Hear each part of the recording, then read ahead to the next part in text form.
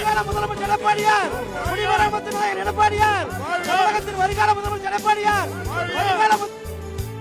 கள்ளக்குறிச்சி மாவட்டம் சின்னசேலம் பேரூர் கழகத்தின் சார்பாக இந்தியாவிலே 126 அடி உயரத்தில் கழக நிரந்தர பொதுச் செயலாளர் வருங்கால முதல்வர் அண்ணன் திருக்கரங்களால் கொடியேற்றப்பட்டது.